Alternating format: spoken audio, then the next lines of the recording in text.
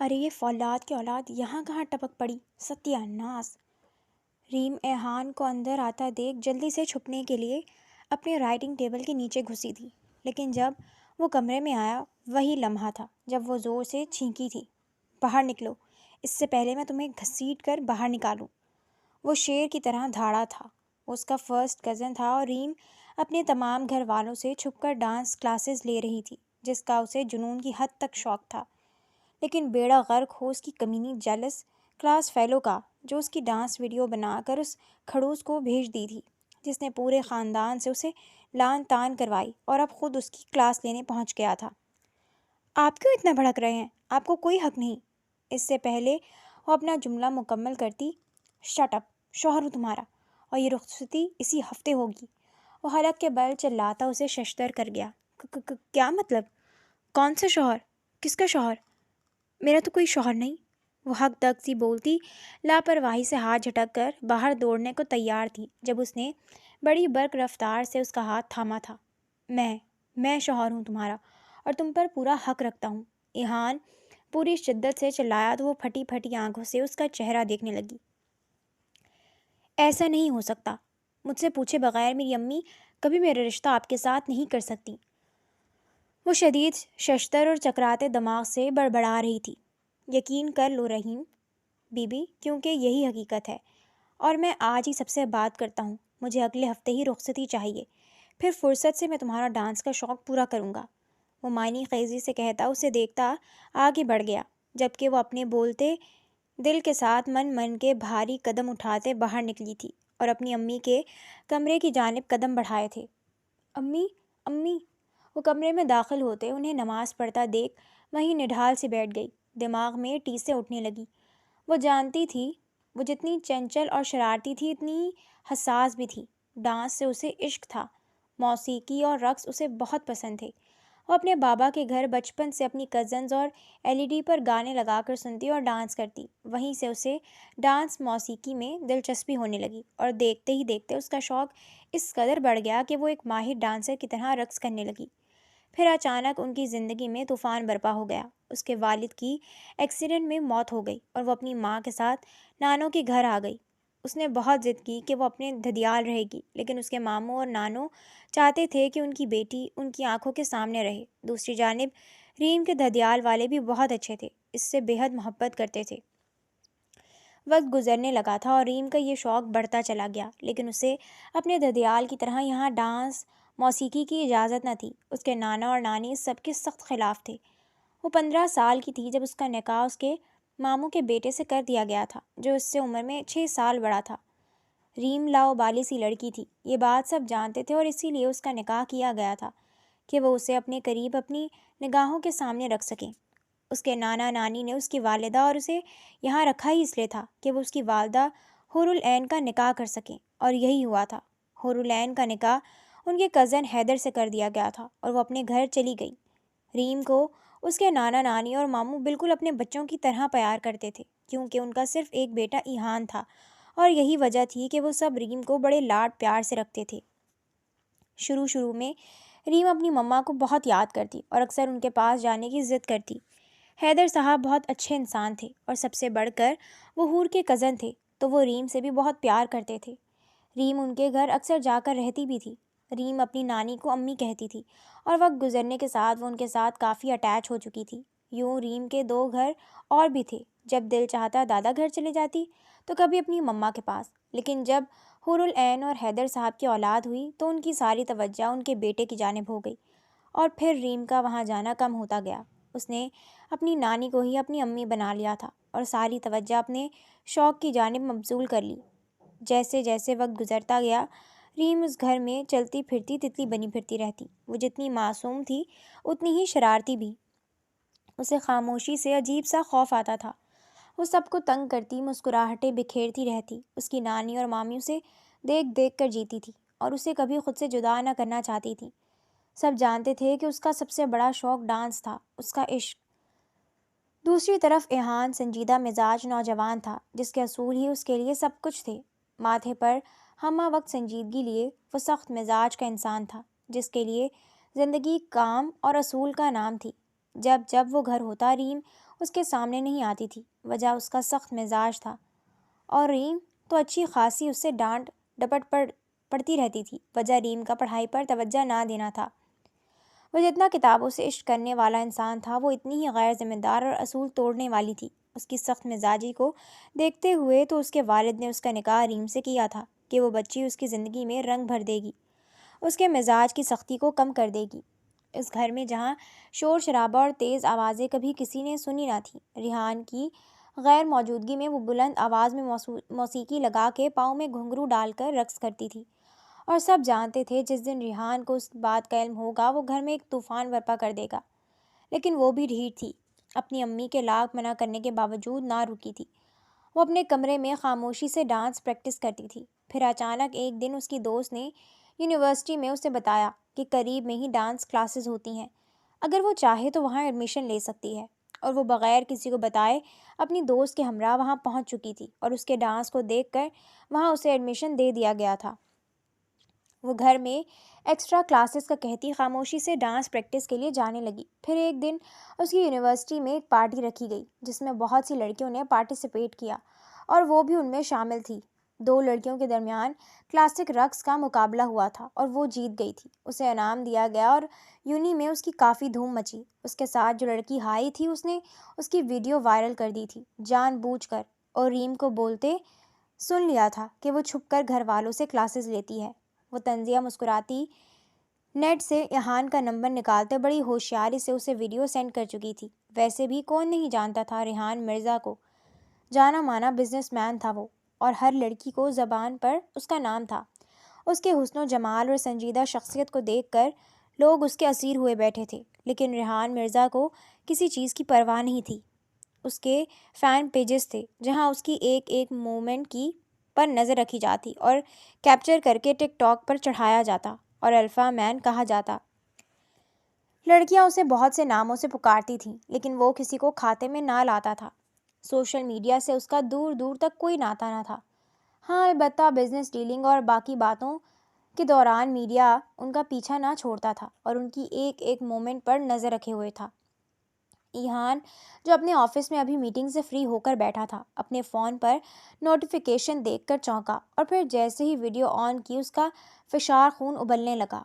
ہاتھوں کی مٹھیاں بھیجتے وہ شدید اشتعال میں آتا ٹیبل پر زوردار ضرب لگاتا باہر قدم بڑھا گیا تھا، اور پھر جس تیز رفتاری سے اس نے ڈرائیو کی تھی اس کی گاڑی سڑک پر ہواؤں سے باتیں کرتے مینشن پہنچی تھی۔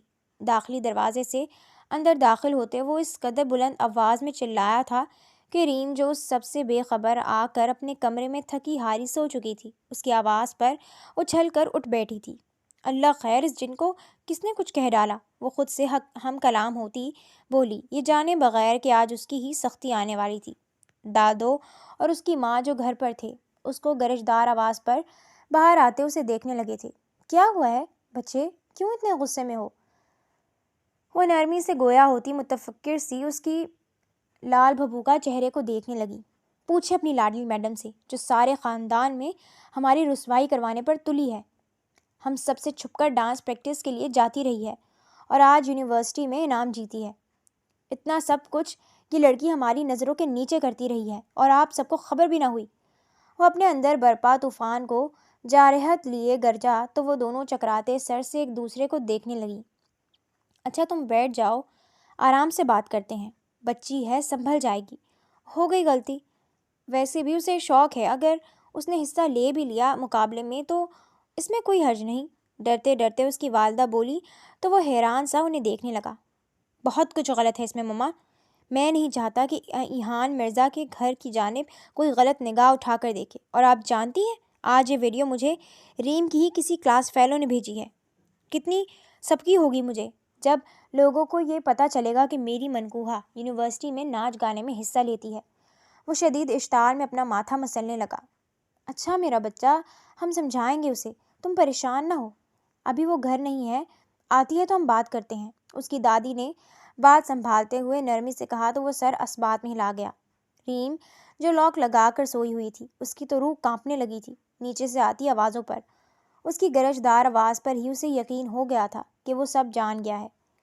دل میں آیت الکرسی پڑھتی وہ خود پر پھونکنے لگی تھی، اللہ پاک اس جن سے مجھے بچا لیں۔ وہ کچھ ریلیکس ہوتا بولا تھا، دادو جان میرے آنے سے پہلے اسے اپنی زبان میں سمجھا دیں، میں ویڈیو ڈیلیٹ کروا دوں گا، لیکن دوبارہ کبھی ایسا ہوا تو اس کی ٹانگیں توڑ کر میں گھر میں بٹھا دوں گا۔ وہ سختی سے کہتا جیسے آیا تھا ویسے آندھی طوفان بنا جا چکا تھا۔ ریم کو ملازمہ بلانے آئی تھی۔ وہ دل میں آیات پڑھتی لاؤنج میں داخل ہوئی تھی، جہاں اس کی امی اور مامی اسے گھور رہی تھیں۔ ناک کٹوا کر رکھ دی ہے تم نے ریم۔ ایہان اس قدر غصے میں نکلا ہے نا کہ میں بتا نہیں سکتی۔ ارے اگر حصہ لے ہی لیا تھا تو کیا ضرورت تھی ویڈیو بنوانے کی؟ اس کی امی اسے اچھی خاصی باتیں سنانے لگی تھی جب اس نے مدد طلب نگاہوں سے اپنی مامی جان کو دیکھا تھا۔ اچھا امی بس کریں، بچی ہے، ہو گئی غلطی، اب نہیں ہوگا آگے سے، آپ احتیاط کرو میری بچی۔ آپ جانتی ہو نا ایہان اپنے اصولوں کا کتنا پکا ہے، اور ہم نے اس سے یہ بات چھپائی ہے کہ ہم جانتے تھے آپ کی ڈانس کلاسز کے بارے میں۔ مامی جان میرا یقین کریں، میں نے کوئی ویڈیو نہیں بنائی، یہ سب اس چڑیل مروا کا کام ہے جو مجھ سے ہاری ہے۔ اس نے جان بوجھ کر انہیں یہ ویڈیو بھیجی ہے۔ ویسے بھی امی میں آپ کو پہلے بھی بتا چکی ہوں کہ یہ میری زندگی ہے، میں اور اسے اپنی مرضی سے گزاروں گی۔ انہیں کہیں کہ وہ مجھ سے دور رہیں، ورنہ اگر مجھ پر زیادہ روک ٹوک لگائی گئی تو میں اپنے دادا کے ہاں چلی جاؤں گی۔ پھر بیٹھے رہیں اس ویران کوٹھی میں جہاں ملازم بھی سختی سے قدم اٹھاتے سوچتے ہیں کہ آواز تو نہیں آ رہی۔ وہ تڑک کر بولی تو سائقہ بیگم اپنے دل پر ہاتھ رکھ گئیں۔ تم ہمیں چھوڑ کر جانے کی بات کر رہی ہے ریم؟ وہ دکھ بھرے انداز میں بولی تو وہ گہرا سانس خارج کرتے بولی، او میری معصوم امی، میں کیوں آپ کو چھوڑوں گی؟ یہ تو میں ذرا بھائی پر اپنی دھاک بٹھانے کے لیے بول رہی ہوں۔ وہ آنکھ مارتے کھلکھلا دی تو وہ دونوں ہلا کر رہ گئیں کہ جب اسے حقیقت کا علم ہوگا تو وہ کیسا رد عمل دے گی۔ دونوں کے دل میں ایک ہی خدشہ تھا کہ اگر وہ انہیں چھوڑ گئی تو اگر وہ اپنی ماں کو چھوڑ سکتی ہے صرف اس پر توجہ کم دینے کی وجہ سے، تو وہ اتنا بڑا سچ جاننے کے بعد کیا کرے گی؟ دونوں کا دل خوف میں مبتلا تھا۔ ریحان مرزا مینشن میں داخل ہوتے سب کو سلام کرتے اپنے کمرے کی جانب بڑھ گیا۔ فریش ہوتے وہ سب کے ساتھ بیٹھ گیا۔ ریم ڈنر پر موجود نہ تھی، وجہ وہ جانتا تھا کہ اب وہ اس سے چھپ رہی ہوگی۔ کہاں ہے آپ کی لاڈلی؟ میں جانتا ہوں مجھ سے چھپ رہی ہوگی، لیکن آج میں اسے چھوڑنے والا نہیں ہوں، وہ سختی سے کہتا اٹھنے لگا۔ ایہان بچے آرام سے، تم جانتے ہو کتنی معصوم ہے، بس شرارتی ہے، اور تمہارے بابا کی لاڈلی بھی، اگر وہ اس وقت یہاں ہوتے تو کبھی تمہیں اسے کچھ کہنے نہ دیتے۔ جی میں جانتا ہوں، سارے ووٹ تو آپ کو لاڈلی کو جاتے ہیں، اسی لیے تو بابا کو کچھ بتایا نہیں، وہ وہاں آرام سے اپنی میٹنگ اٹینڈ کریں اور یہاں اسے میں خود دیکھ لوں گا۔ وہ ان کی باتوں کو نظر انداز کرتے اٹھ گیا تھا اور قدم اس کے کمرے کی جانب بڑھائے تھے۔ وہ جو آرام سے بیٹھی لیپ ٹاپ گود میں رکھے مووی دیکھ رہی تھی، بھاری قدموں کی آواز پر اس کا کلیجہ منہ کو آنے لگا تھا۔ دوڑتے وہ اٹھی تھی اور چھپنے کی جگہ تلاشنے لگی تھی۔ ارے یہ فولاد کی اولاد یہاں کہاں ٹپک پڑی، ستیہ ناس! ریم ایہان کو اندر آتا دیکھ جلدی سے چھپنے کے لیے اپنے رائٹنگ ٹیبل کے نیچے گھسی تھی، لیکن جب وہ کمرے میں آیا وہی لمحہ تھا جب وہ زور سے چھینکی تھی، باہر نکلو، اس سے پہلے میں تمہیں خود گھسیٹ کر باہر نکالوں۔ وہ شیر کی طرح دھاڑا تھا۔ وہ اس کا فرسٹ کزن تھا اور ریم اپنے تمام گھر والوں سے چھپ کر ڈانس کلاسز لے رہی تھی، ایسا ایہان کو لگتا تھا، جبکہ اس کی امی اور مامی جان جانتے تھے سب ڈانس، جس کا اسے جنون کی حد تک شوق تھا، لیکن بیڑا غرق ہو اس کی کمینی جیلس کلاس فیلو کا، جو اس کی ڈانس ویڈیو بنا کر اس کھڑوس کو بھیج دی تھی، جس نے پورے خاندان سے اسے لان تان کروائی اور اب خود اس کی کلاس لینے پہنچ گیا تھا۔ آپ کیوں اتنا بھڑک رہے ہیں؟ آپ کو کوئی حق نہیں۔ اس سے پہلے وہ اپنا جملہ مکمل کرتی، شٹ اپ، شوہر ہوں تمہارا، اور یہ رخصتی اسی ہفتے ہوگی۔ وہ حلق کے بل چلاتا اسے ششتر کر گیا۔ وہ پریشان حال سی امی کے نماز مکمل کرنے کے انتظار میں تھی، بس وہ یہ سننا چاہتی تھی کہ جو اس ظالم جلاد نے کہا ہے سب جھوٹ ہو۔ وہ کبھی اس جیسے سنکی آدم بیزار سے شادی نہیں کرنا چاہتی تھی۔ خیر وہ ابھی شادی جیسے جھنجٹ میں پڑنا ہی نہیں چاہتی تھی۔ اسے اپنا گول حاصل کرنا تھا، اسے بیسٹ ڈانسر بننا تھا، اور وہ اپنے اس جنون کو اتنا سر پر سوار کر چکی تھی کہ اس کے راستے میں جو آئے گا وہ اسے پیچھے چھوڑ دے گی۔ انہیں سلام پھیرتے دیکھ وہ بل بل آنسو بہاتے ان کے قریب فرش پر بیٹھ گئی تھی۔ امی آپ بولیں انہیں، وہ جو بول رہے ہیں جھوٹ ہے، میرا کسی سے نکاح نہیں ہوا نا امی، مجھے نہیں رہنا ان کے ساتھ، آپ لوگ میرے ساتھ ایسا نہیں کر سکتے، وہ جھوٹ بول رہے تھے نا۔ وہ روتی ان کے ہاتھ تھامے ہوئے اٹکتی ہوئی بول رہی تھی، جبکہ اس کے بہتے آنسو سائقہ بیگم کو اپنے دل پر گرتے محسوس ہوئے تھے۔ کیا ہو گیا ریم میری بچی، اس میں رونے والی کیا بات ہے؟ میرا بچہ تو ایسا نہیں ہے، اس کی بات کا جواب دیے بغیر اسے سینے سے لگاتے بولی تو وہ جھٹکے سے ان سے دور ہوئی۔ وہ بول رہے تھے کہ میرا ان سے نکاح ہوا ہے، وہ میرے شوہر ہیں، وہ جو بولیں گے جیسا بولیں گے مجھے کرنا پڑے گا، ورنہ وہ مجھ پر سختی کریں گے۔ وہ زاروں قطار روتی اس کی شکایت لگا رہی تھی، جبکہ سائقہ بیگم خود کو اس وقت منجدار پر کھڑے محسوس کر رہی تھیں۔ امی بتائیں نا، وہ جھوٹ بول رہے تھے نا، ایسا نہیں ہے نا، میں ان کی کچھ نہیں لگتی، وہ میرے شوہر نہیں ہے نا۔ وہ روتی تڑپتی ان سے استفسار کر رہی تھی۔ میری بیٹی، ہمیں غلط مت سمجھنا، ایسا کرنا ضروری تھا اس وقت۔ یہ فیصلہ تمہارے نانا اور ہمارا تھا کہ تمہاری حفاظت اور ریحان کی سخت طبیعت کا دیکھتے ہم نے یہ فیصلہ کیا تھا کہ آگے چل کر تم لوگوں کی اچھی زندگی گزرے گی۔ ہم نہیں جانتے تھے کہ وقت گزرنے کے ساتھ ساتھ ریحان اس قدر سخت مزاج ہوتا جائے گا۔ سائقہ بیگم بول رہی تھی اور وہ سن رہی تھی، ششدر سی سن بیٹھی۔ وہ بہتے آنسو سے انہیں دیکھ رہی تھی۔ انہوں نے اس کا ہاتھ تھامنا چاہا مگر وہ پیچھے ہٹا گئی۔ ریم، وہ دھنک سی اسے دیکھتے بولی، کس نے اجازت دی آپ کو میری زندگی کا فیصلہ کرنے کی؟ وہ اس قدر بلند آواز میں چلائی کہ اس کی مامی اور ریحان بھی اس کی آواز سنتے وہاں آ گئے۔ یہ کس طرح تم بات کر رہی ہو دادو سے؟ تمہیں تمیز نہیں ہے لڑکی؟ وہ کٹیلی نگاہوں سے اسے دیکھتے گرجا تو وہ اپنی سرخ متورم پپوٹوں سے اسے دیکھنے لگی۔ میں آپ سے بات نہیں کر رہی، اس لیے خاموش رہیں۔ اس کی پھنکار پر وہ اپنے تمتماتے چہرے پر ہاتھ پھیر گیا۔ بتائیں مجھے، کس کی اجازت سے آپ نے میری زندگی کا اتنا بڑا فیصلہ لیا؟ کیا میرے بابا جان سے پوچھا؟ میرے دادا سے پوچھا؟ یا آپ کسی کو کچھ سمجھتے ہی نہیں؟ ہاں، یاد آیا، آپ لوگوں کو تو اپنے فیصلے دوسروں پر تھوپنے کا شوق ہے۔ پہلے زبردستی ہمیں یہاں بلایا، پھر میری مما کا نکاح کر دیا، مجھ سے ایک واحد رشتہ جو میری ماں کا تھا وہ بھی چھین لیا۔ وہ روتے ہوئے چیخ رہی تھی، آواز بیٹھ گئی تھی، آنسو تھم نہیں رہے تھے۔ سائقہ بیگم آنسو بہاتے اسے سن رہی تھی۔ میں نے آپ کو اور مامی جان کو اپنا سب کچھ مان لیا، لیکن یہ گھر کبھی میرا نہ ہو سکا جہاں یہ انسان رہتا ہے جو مٹی کا نہیں بلکہ پتھر کا بنا ہے۔ ہر چیز پر روک ٹوک ہے، بات پر روک ٹوک۔ مجھے کھل کر سانس لینے کی بھی اجازت نہیں دی اس گھر میں آپ لوگوں نے۔ مجھے یونیورسٹی نہیں پڑھنا تھا، مجھے ڈانس کلاسز لینی تھی، میرا شوق ہے ڈانس، مجھے اسی کو لے کر آگے چلنا تھا، لیکن نہیں، یہاں بھی ان کی مرضی چلی۔ بھائی لاڈ صاحب کو پسند نہیں تو خاموشی سے مجھ سے بغیر پوچھے جانے میرا BBA میں ایڈمیشن کروا دیا۔ میں پھر بھی خاموش رہی، لیکن اب نہیں، میں خاموش نہیں رہوں گی۔ بہت سن لی میں نے آپ لوگوں کی۔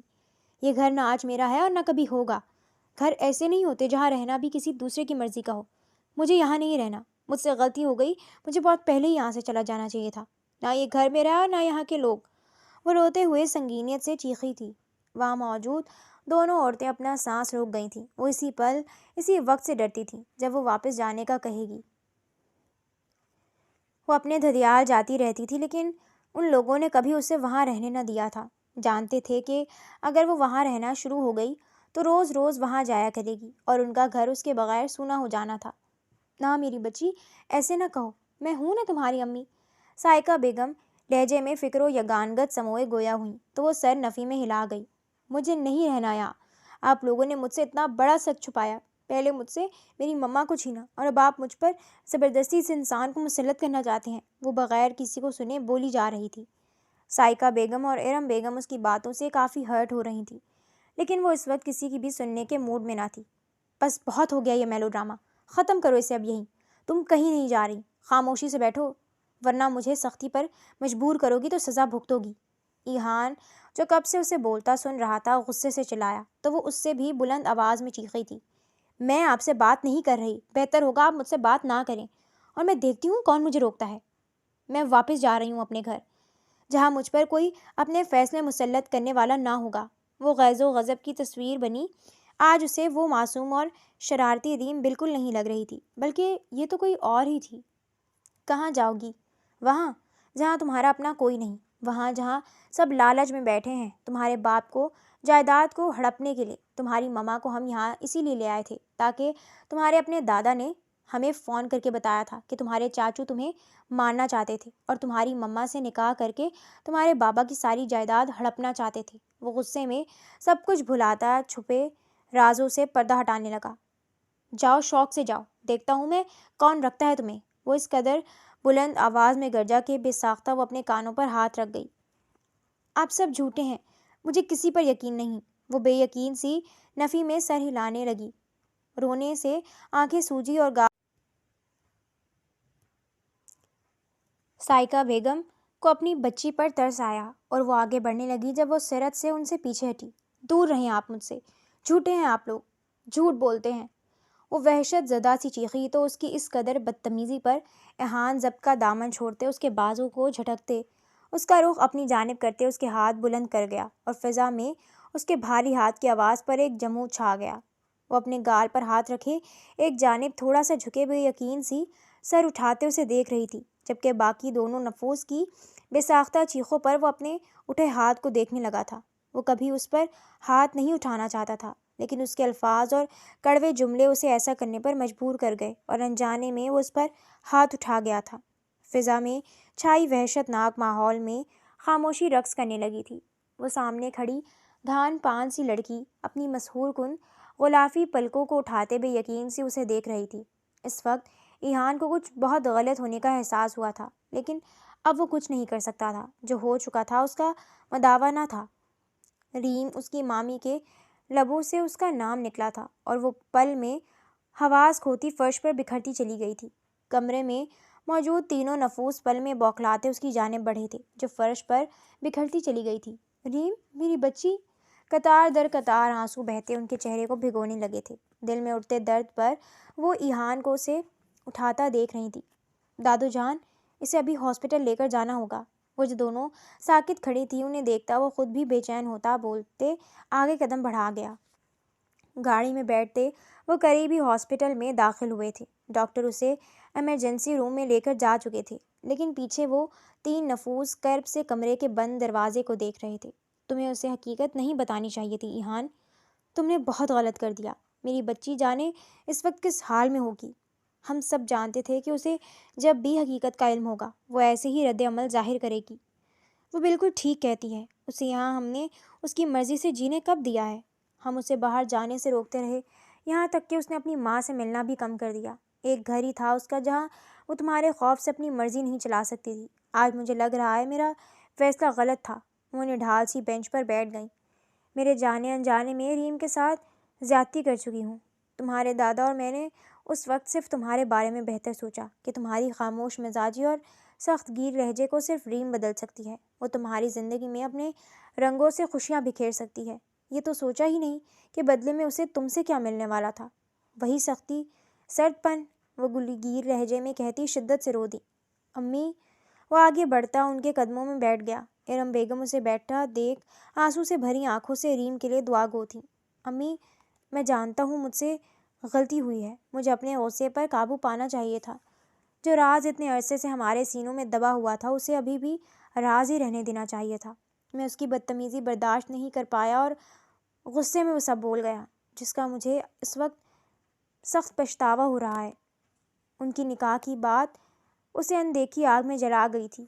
وہ ایسے کیسے بول سکتی تھی؟ اس کے روا روا میں وہ لڑکی بستی تھی جسے ابھی وہ اس کے نام کرنے پر پچھتا رہی تھی۔ امی، میں اس کے اس شوق کے بارے میں کافی عرصے سے جانتا تھا اور اسے آج تک نہیں روکا۔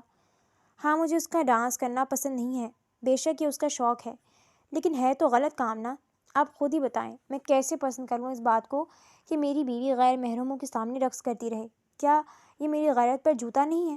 اسلام میں تو عورت کا مرد کے سامنے اپنا ہاتھ تک عیاں کرنا گناہ ہے، اور کہاں میری بیوی، میری منکوحہ سب کے درمیان بھری محفلوں میں نہ محرموں کی آنکھوں کی پیاس بجھاتے دکھائی دی۔ کیا یہ غلط نہیں؟ کیا یہ حرام نہیں؟ وہ انہیں لاجواب کر گیا تھا۔ میرا انداز سخت تھا، لیکن میری بات غلط نہ تھی، بس یہی میری غلطی ہے اور میں اس پر بہت پشیمان ہوں۔ میں آپ کو اور ماما کو تکلیف نہیں دینا چاہتا تھا، لیکن جانے انجانے میں ہی تکلیف کا باعث بن گیا، مجھے معاف کر دیں۔ وہ ان کے گھٹنے پر سر رکھتے جلدی آنکھوں سے کہتے ان کے گھٹنے پر لب رکھ گیا تو وہ دل و جان سے قربان ہوتی اس کا چہرہ اونچا کرتے اس کے ماتھے پر لب رکھ گئیں۔ میری جان، میرا بچہ، میں قربان اپنے بیٹے پر۔ وہ اسے سکتے ہوئے روتی کرب سے اسے سینے سے لگا گئیں۔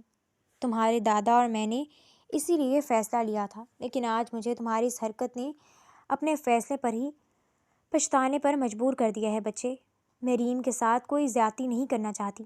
تم جانتے ہو وہ معصوم بچی ہے، اس کا دل کس قدر چھوٹا ہے۔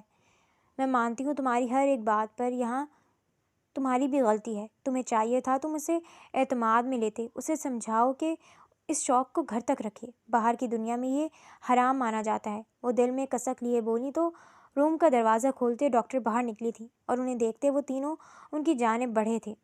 پیشنٹ خطرے سے باہر ہیں، لیکن انہوں نے کسی بات کا بہت گہرا اثر لیا ہے کہ ان کا ذہن اس بات کو قبول نہیں کر پایا۔ اگر مزید کچھ وقت گزرتا تو ان کا نروس بریک ڈاؤن بھی ہو سکتا تھا۔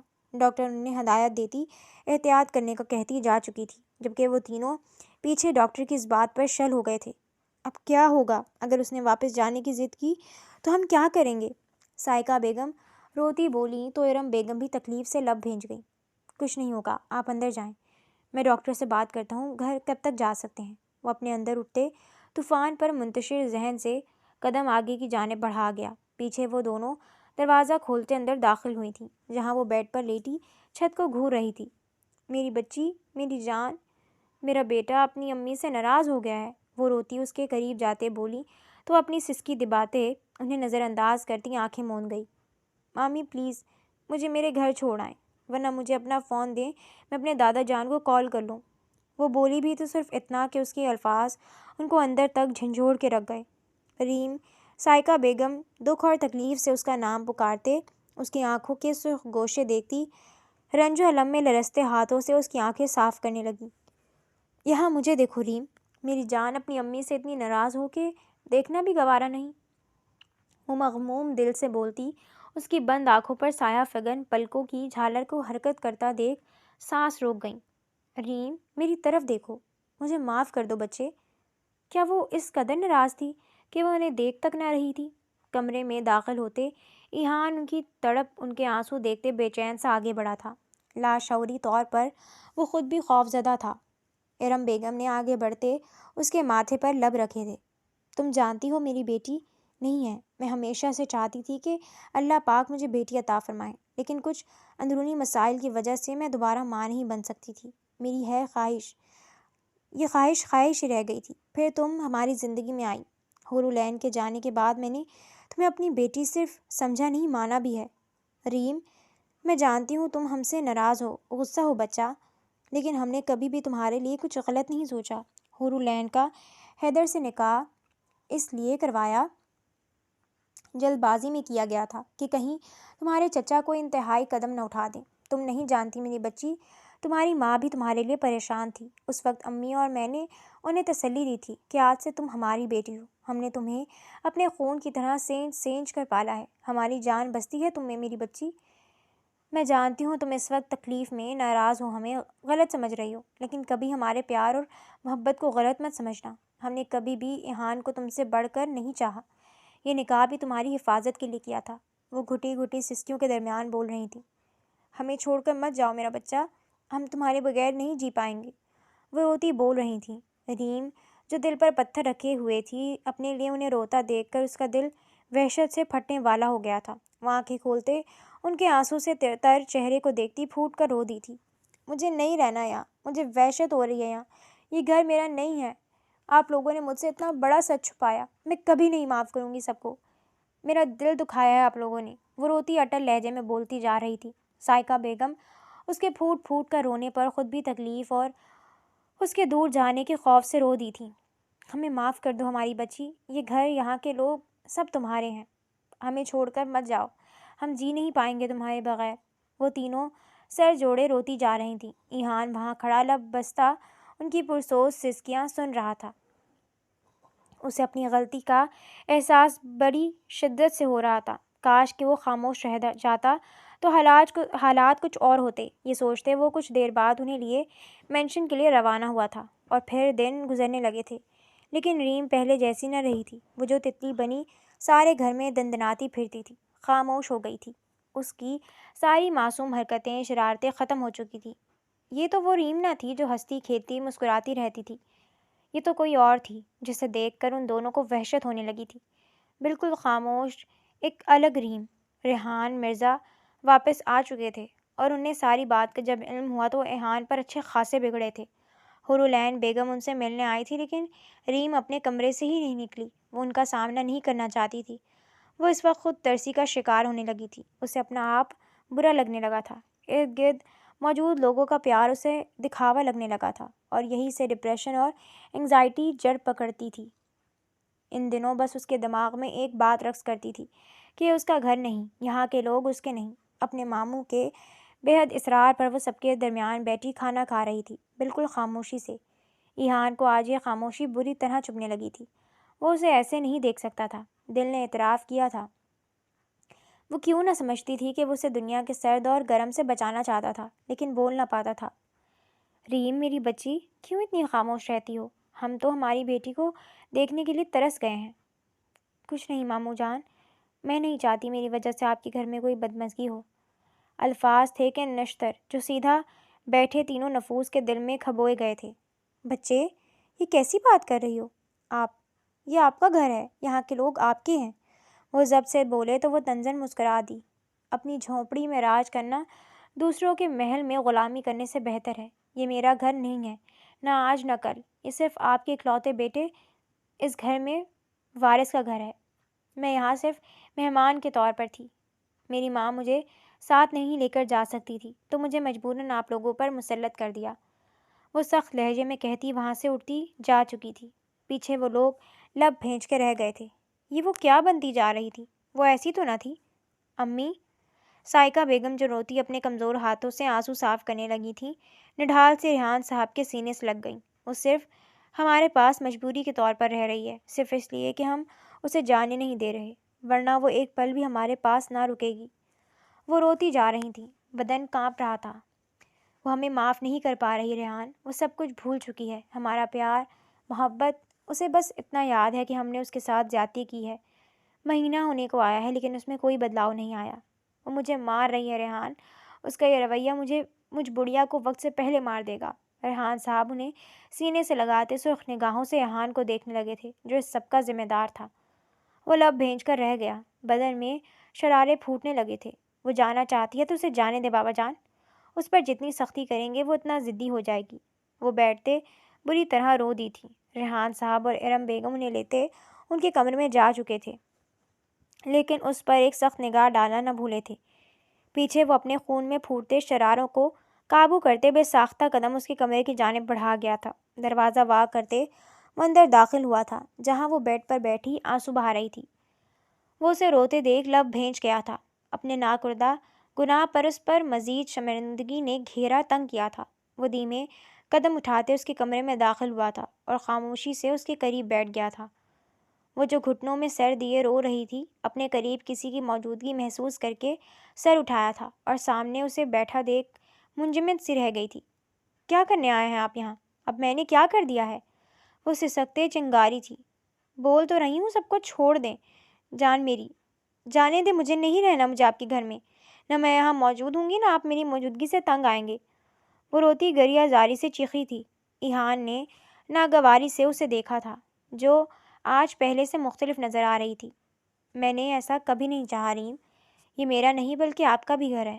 میں نے کبھی یہ نہیں کہا کہ یہ تمہارا گھر نہیں، میں صرف تمہیں غلط اقدام سے روکنا چاہتا تھا۔ ہاں میں مانتا ہوں میرے الفاظ سخت تھے، میرا انداز غلط تھا، لیکن اب جانتے ہیں کہ میں ایسا ہی ہوں۔ میں تمہیں کبھی کسی کام سے نہیں روکتا جب تک کہ وہ تمہیں نقصان نہ دے۔ میں کافی عرصے سے جانتا تھا کہ تمہیں ڈانس کا شوق ہے اور تم گھر میں ڈانس کرتی ہو، لیکن آج تک ظاہر نہیں ہونے دیا تھا کیونکہ یہ تمہارا شوق تھا۔ میں تمہاری خواہش کی قدر کرتا ہوں، لیکن جب تمہاری یہ خواہش حد سے تجاوز کرتی مینشن کی در و دیوار سے باہر نکلی تو میں نے اعتراض اٹھایا، اور یہ غلط بھی نہیں ہے۔ ہمیں اپنی نفسانی خواہشات کی تکمیل کرنے کا پورا حق ہے، لیکن ایسی خواہشات جن سے ہمیں نقصان نہ اٹھانا پڑے۔ وہ دھیمے لہجے میں اسے سمجھا رہا تھا اور وہ اس کے نرم لہجے اور حیران سی اسے دیکھ رہی تھی۔ خواہش کرنا غلط نہیں، خواب دیکھنا جرم نہیں، اور کسی چیز کی چاہ کرنا بھی گناہ نہیں۔ انسان کی فطرت ہے کہ جو چیز اس کی آنکھوں اور دل کو بھا جائے وہ اس کی آرزو ضرور کرتا ہے۔ بات صرف یہ ہے کہ اپنی چاہ میں صحیح اور غلط میں تمیز بھول جانا غلط ہے بس، اور میں بس یہی سمجھانا چاہتا تھا تمہیں، لیکن انجانے میں وہ سب بھول گیا جو تمہیں تکلیف پہنچانے کا باعث بنا، جس کے لیے میں بہت شرمندہ ہوں اور معافی چاہتا ہوں۔ وہ نرمی سے کہتا اس کی جھکی پلکوں کو دیکھنے لگا تھا جو حق دق سی آج اس جلاد کا نیا روپ دیکھ رہی تھی۔ تم ڈانس کرنا چاہتی ہو تو کرو، لیکن گھر میں، باہر نہیں۔ تم جانتی ہو رقص کرنے والیوں کے لیے کون سا لفظ استعمال ہوتا ہے؟ وہ متعجب نگاہوں سے اسے دیکھنے لگی۔ رقاصہ، رقاصہ کا مطلب ہے ناچنے والی۔ جو لفظ ہی اتنا گندا ہو تو لوگوں کا اس کے بارے میں خیال دیکھ لو، رائے دیکھو ان کی۔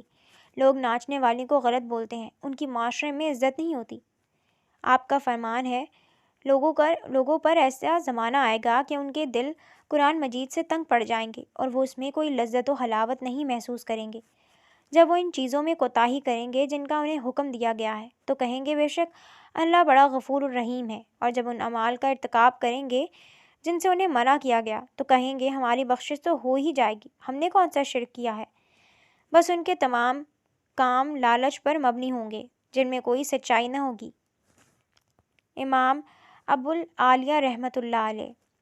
اور لالچ کیا ہوگا؟ نفسانی خواہشات کا لالچ۔ قرآن میں پردے پر اس قدر زور دیا گیا ہے اور ان میں بے فائدہ کاموں کی ممانعت کی گئی ہے۔ اب باقی تم خود سمجھدار ہو، میں جتنا سمجھا سکتا تھا بتا چکا ہوں۔ مجھے تم سے ذاتی خار نہیں حریم، میں شروع دن سے ہمارے نکاح کے بارے میں جانتا ہوں اور پورے دل و جان سے اس نکاح کو قبول کرتا ہوں، لیکن بس اتنا کہنا چاہتا ہوں کہ جتنا بھی غصہ ہو، جو بھی تمہارا فیصلہ ہو، لیکن امی کو مزید تکلیف نہ دینا، وہ پہلے ہی کافی تکلیف میں ہے۔ وہ کہتا وہاں سے جا چکا تھا، لیکن پیچھے ریم کو جلتی بھٹی میں جھونک گیا تھا۔ وہ پیچھے کتنا ہی وقت بیٹھ کر اللہ پاک سے معافی مانگتی رہی تھی۔ کڑوا تھا لیکن سچ تھا اس کا ایک ایک لفظ۔ یہ موسیقی اور ناچ اسلام میں ممنوع ہے، لیکن ہم لوگ پھر بھی سب کچھ کرتے ہیں۔ لیکن ڈانس، وہ بھی جب اتنے لوگوں نے اسے دیکھا تھا اور جس نے دیکھا تھا اسے اتنا گناہ ملا تھا۔ یہ سوچ اس کی آنکھوں میں آنسو لے آئی تھی۔ وہ پشیمان سی ہوتی وضو کرنے گئی تھی کہ نماز پڑھ کر اللہ پاک سے معافی مانگ سکے۔ اسے سمجھ آ چکی تھی اور اپنی غلطی کا احساس بھی تھا۔ اگلے دن وہ نیچے آتی قدرے فریش سی تھی، سب کے درمیان بیٹھ کر ناشتہ کیا تھا اور پھر یونیورسٹی گئی تھی۔ واپس آ کر وہ ارم بیگم سے مسکراتی ملی تھی اور سائقہ بیگم کے کمرے میں گئی تھی، جو اسے دیکھتی نم آنکھوں سے اس کے بولنے کی منتظر تھی۔ امی، وہ روتی ان سے لپٹ گئی تھی۔ مجھے معاف کر دیں، میں آپ کو تکلیف نہیں دینا چاہتی تھی۔ وہ روتی ان کے سینے سے لگ گئی۔ نہ میرا بچہ، رونا نہیں، ہماری بھی غلطی ہے، ہم مانتے ہم نے غلط کیا، تم سے سچ نہیں چھپانا چاہیے تھا۔ وہ اسے پیار کرتی بولی تو وہ سر نفی میں ہلا گئی۔ اب کوئی کام میری بچی کی مرضی کے بغیر نہیں ہوگا، تم جو چاہو گی جیسا چاہو گی ویسا ہی ہوگا۔ وہ اس کے ماتھے پر لب رکھ گئیں تو وہ مسکرا دی۔ دن گزرنے لگے تھے، وہ خوش رہنے لگی تھی، لیکن وہ اپنا ڈانس، اپنا جنون چھوڑ چکی تھی۔ ایہان اس کی خاموشی سے پریشان حال سا تھا۔ وہ اسے کھلکھلاتی اچھی لگتی تھی، اب اس کا خاموش رہنا اسے اچھا نہ لگ رہا تھا۔ اتوار کا دن تھا، وہ اپنے کمرے میں سویا ہوا ابھی اٹھا تھا جب اسے باہر سے تیز بارش کی آواز آتی سنائی دی تھی۔ وہ ٹیرس کی جانب بڑھا تھا جب اسے لان میں وہ بارش میں بھیگتی گول گول گھومتی نظر آئی تھی۔ ہاتھوں کو پھیلائے وہ جھوم رہی تھی۔ ایہان کے دل میں جو سوئی چبھی ہوئی تھی اس کی چبھن تھوڑی کم ہوئی تھی، وہ پہلے جیسی ہو رہی تھی اور اسے خوشی تھی اس بات کی۔ اسے وہ ویسے ہی ہنستی مسکراتی شرارتی ریم پسند تھی۔ ریم اسے دیکھ چکی تھی اور اندر کی جانب بڑھ گئی تھی۔ ایہان سر جھٹکتے اپنی بے خودی پر جی بھر کر شرمندہ ہوا تھا۔ جب کچھ دیر بعد وہ فریش سا باہر نکلا تھا تو اس کے کمرے کا دروازہ نوک ہوا تھا۔ آ جائیں۔ اجازت ملتے وہ کمرے میں داخل ہوئی تھی۔ ایہان ریم کو سامنے دیکھ کر حیران ہوا تھا۔ آ جاؤ ریم، کوئی کام تھا؟ وہ اسے دیکھتا مستفسر تھا، دل میں خدشہ تھا کہ کہیں وہ اس سے اس رشتے کے متعلق نہ کوئی سوال کر لے۔ اس دن آپ نے جو مجھے سمجھایا تھا میں اچھے سے سمجھ گئی ہوں اور اپنا شوق بھی ختم کر چکی ہوں۔ میں ڈانس کلاسز بھی چھوڑ چکی ہوں اور دوبارہ کبھی کسی کے سامنے ڈانس بھی نہیں کروں گی۔ لیکن کیا میں کبھی کبھی اپنے کمرے میں ڈانس کر سکتی ہوں؟ میں پکا چھوڑ دوں گی جلدی، لیکن بس مجھے شوق ہے تو اس لیے۔ ایہان کی نظریں اس پر جم سی گئی تھیں، لبوں پر گہری مسکراہٹ نے احاطہ کیا تھا۔ میں نے تمہیں پہلے بھی نہیں روکا تھا، گھر میں جو مرضی کرو، کسی کو اعتراض نہیں، لیکن باہر احتیاط کرنا۔ وہ کہتا اس کے قریب جاتے اس کا ہاتھ تھام گیا تھا، جذبات سے بوجھل آنکھوں سے اس کی جانب دیکھا تھا جو منہ کھولے اسے دیکھ رہی تھی۔ I'm proud of you Reem, ہم سب کو تم پر فخر ہے، تم ایک مضبوط لڑکی ہو اور میں خوش نصیب ہوں جو میرے لیے اللہ پاک نے تمہیں چنا۔ وہ مسکراتا دل سے اعتراف کر رہا تھا۔ ریم کے لبوں پر مسکراہٹ نے احاطہ کیا تھا۔ وہ انسان وقت کے ساتھ ساتھ جاننے لگا تھا کہ زندگی میں